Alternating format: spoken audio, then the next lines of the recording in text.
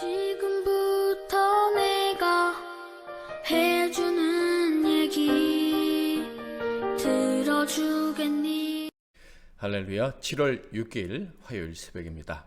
오늘도 새날을 주신 하나님께 마음을 다해 예배하겠습니다. 나 가진 재물 없으나 찬양합니다.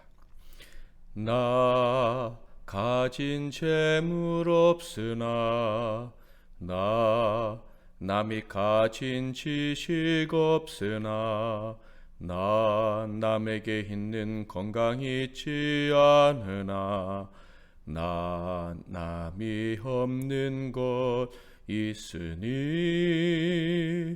나 남이 못 본 것을 보았고 나 남이 듣지 못한 음성 들었고 나 남이 받지 못한 사랑 받았고 나 남이 모르는 것 깨달았네. 공평하신 하나님이 나 남이 가진 건 나 없지만 공평하신 하나님이 나 남이 없는 것 갖게 하셨네. 오늘 하나님께서 주시는 은혜의 말씀은 출애굽기 30장 11절에서 16절 말씀, 15절부터 16절까지만 봉독해 드리겠습니다.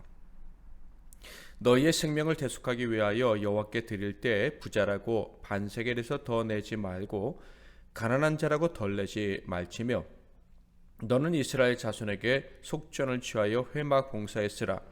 이것이 여호와 앞에서 이스라엘 자손의 기념이 되어서 너희의 생명을 대속하리라. 아멘. 오늘은 모두에게 공평한 생명의 속전, 모두에게 공평한 생명의 속전이라는 제목으로 하나님 말씀을 상고하겠습니다. 오늘 말씀은 언뜻 이해하기가 좀 어려운 부분이 있는데요. 좀 자세히 설명드릴 테니까 잘 들어보시기를 바랍니다. 자, 11절 12절을 볼까요? 여호와께서 모세에게 말씀하여 이르시되 내가 이스라엘 자손의 수요를 조사할 때 조사받은 각 사람은 그들을 계수할 때 자기의 생명의 속전을 여호와께 드릴지니 이는 그들을 계수할 때 그들 중에 질병이 없게 하려 함이라. 일단 이 말씀은 인구 조사에 관한 말씀이구나 하는 것을 알 수가 있습니다. 바로 이렇게 인구를 조사할 때 생명의 속전을 내라. 그 조사된 인구, 그 한 사람당 값을 내라. 이런 말씀인 거예요. 도대체 인구를 조사하는 것과 생명을 구하기 위한 속전과 어떤 관계가 있기에 이런 명령을 하신 것일까요? 자, 원래 인구 조사를 성경에서 이렇게 묘사할 때 살펴보면 이것은 큰 범죄가 될 수 있는 일이다라는 것을 우리가 알게 되는데요. 자, 그것에 대한 가장 강력한 사례가 사무엘하 24장에 기록되어져 있는 말씀입니다.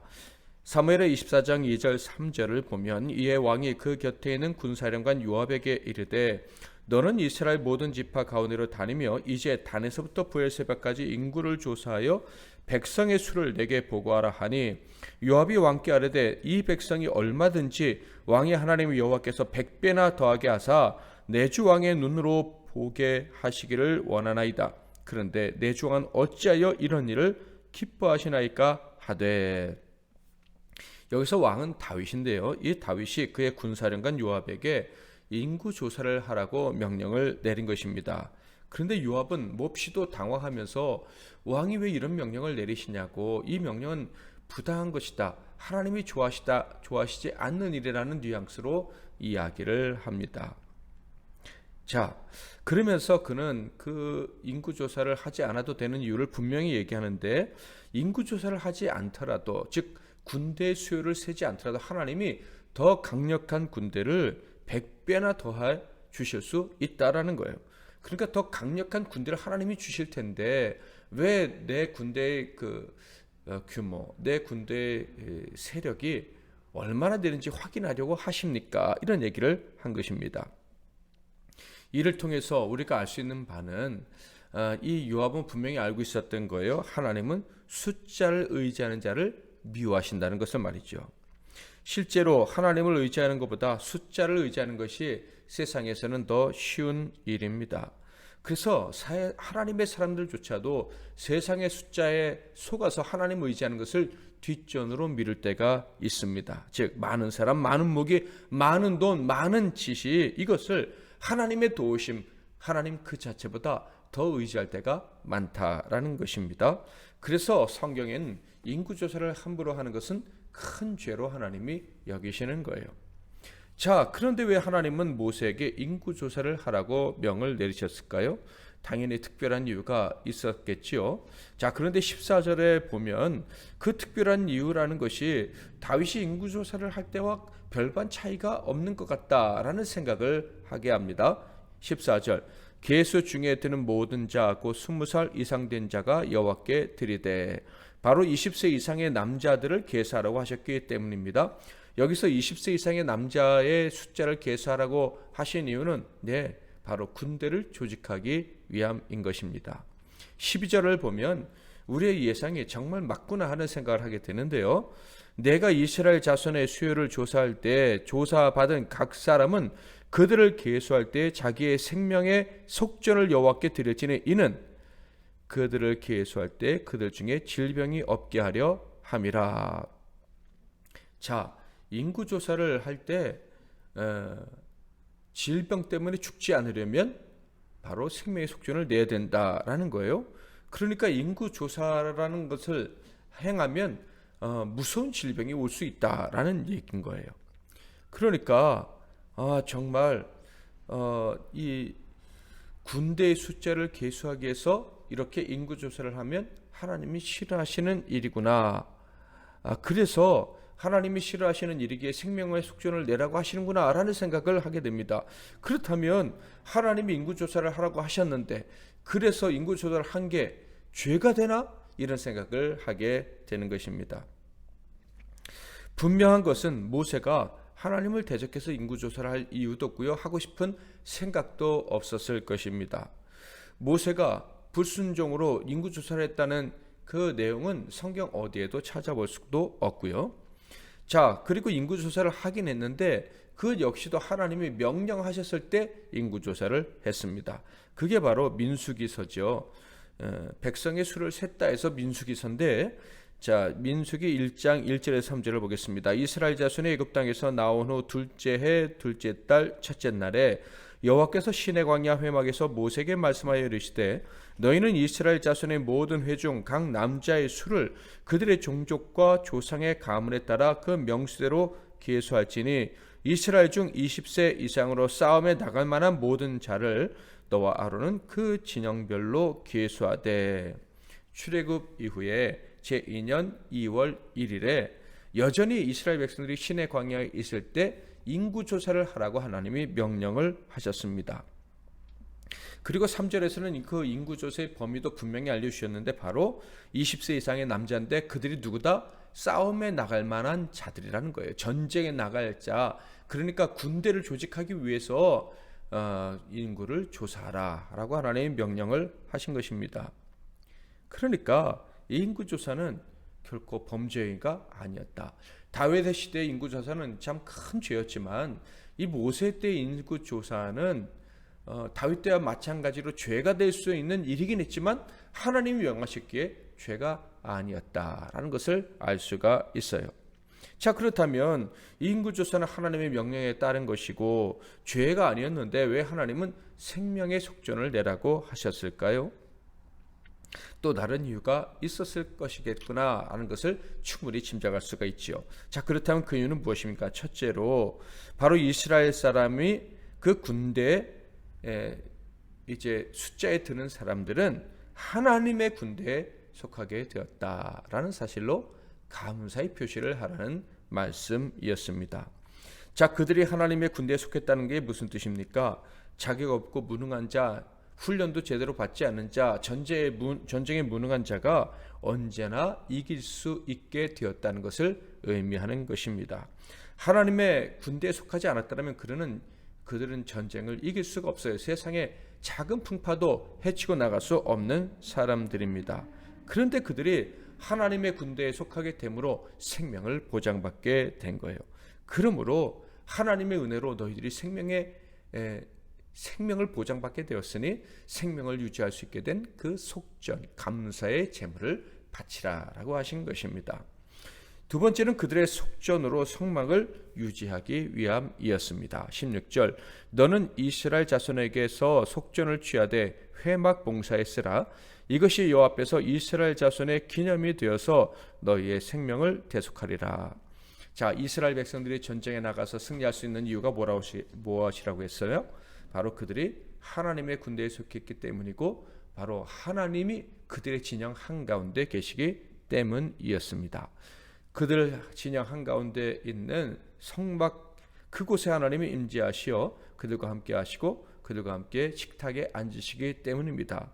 당연히 그들과 함께 싸워주시기 때문인 거예요. 그들의 군대에게 보장된 승리는 그들의 군대의 숫자 때문이 아니라는 것이에요. 하나님이 그들을 택했고 그들이 하나님 안에 속하고 또 하나님이 그들 안에 찾아오셨기 때문이라는 거예요. 그러므로 그들이 하나님 앞에 속전을 내는 이유는 하나님 앞에서 죽음을 당하지 않고 설 수 있고 또 하나님이 그들을 죽이지 않으시고 그들을 오히려 보호해 주심으로 그들이 전쟁에 이길 수 있다. 즉 하나님이 생명을 보장해 주신다라는 것에 대한 감사로 생명의 속전을 내는 거예요. 믿음의 고백이라는 것이죠.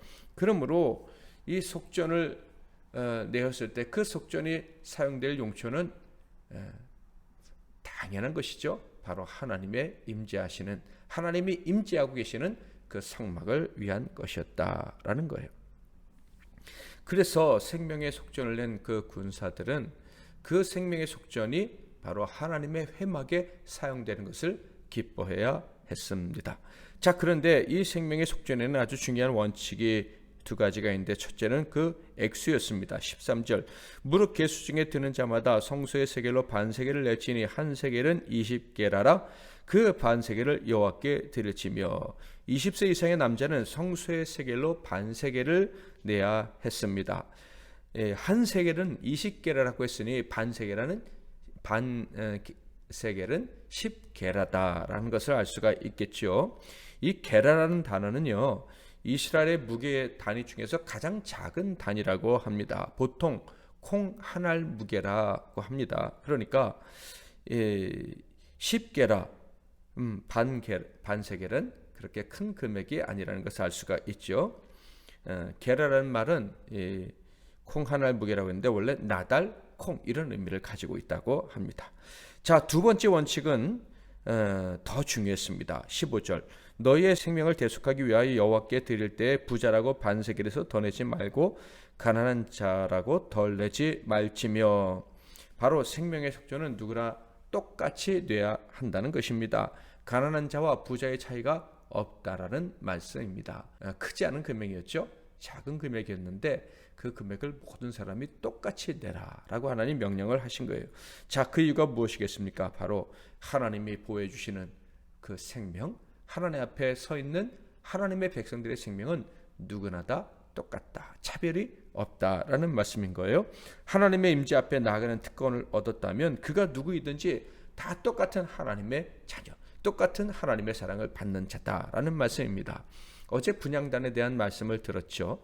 중보자의 기도가 끊어지지 않으므로 우리 모두가 기도의 사람으로 인정받게 된다. 그것이 분향단의 의미다라는 말씀을 기억하실 것입니다. 즉 제사장이 성막 안에서 피워야만 하는 그 향을 끄지 않는다면 온 백성이 하나님께 늘 항상 기도하는 것으로 여겨진다라는 것이었습니다. 자, 그런데 오늘 말씀을 통해서 우리는 또다시 하나님은 모든 사람이 하나님 앞에 나오기를 원하시고 그 모든 사람은 모두 다 하나님 앞에 동등하다라는 말씀을 또 들려주시는 것을 우리가 확인할 수 있습니다.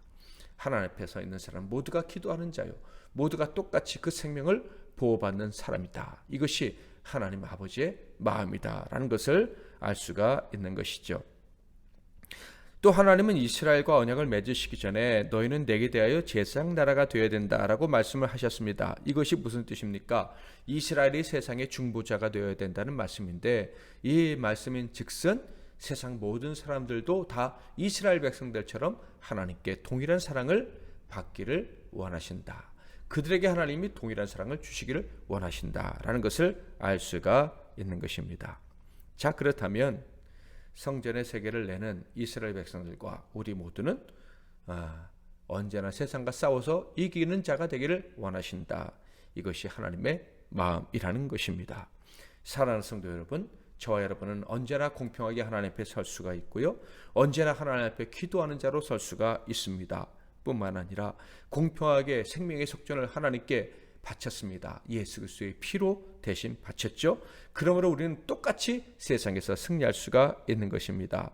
이 사실을 믿으시기를 바라고, 이 험한 세상 우리 MBC 나눔교회 성도들은 단 한 사람도 나고자가 없이 다 승리의 깃발을 높이 들며 살아갈 수 있기를 주님의 이름으로 축복합니다. 반드시 그런 삶을 우리가 살아가게 될 것입니다. 나 가진 재물 없으나 기도하고 찬양합니다. 나 가진 재물 없으나, 나 남이 가진 지식 없으나, 난 남에게 있는 건강이 있지 않으나, 나 남이 없는 것 있으니, 나 남이 못 본 것을 보았고, 나 남이 듣지 못한 음성 들었고, 나 남이 받지 못한 사랑 받았고, 나 남이 모르는 것 깨달았네. 공평하신 하나님이 나 남이 가진 건 나 없지만, 공평하신 하나님이 나 남이 없는 것 갖게 하셨네. 아멘. 오늘도 말씀 붙잡고 기도하시고 승리하시는 하루 되시기를 바랍니다. 기도하겠습니다. 하나님 아버지, 우리 모두가 다 공평하게 하나님 앞에 설 수 있으며, 하나님 앞에 기도할 수 있으며, 하나님이 주시는 승리를 다 똑같이 쟁취할 수 있음을 알게 해주시니 감사합니다. 그러므로 오늘도 예수의 보혈, 그 생명의 속전 의지하며 하루 시작하는 우리들 승리하는 하루가 될 줄 믿습니다. 아무리 무서운 적이 우리에게 달려온다 할지라도, 그것이 가난이든 질병이든 사건과 사고든 외로움이든 너끈히 이겨낼 줄 믿습니다. 이 믿음으로 승리하는 우리 모두가 되게 하옵소서. 예수 그리스도의 이름으로 기도하옵나이다. 아멘.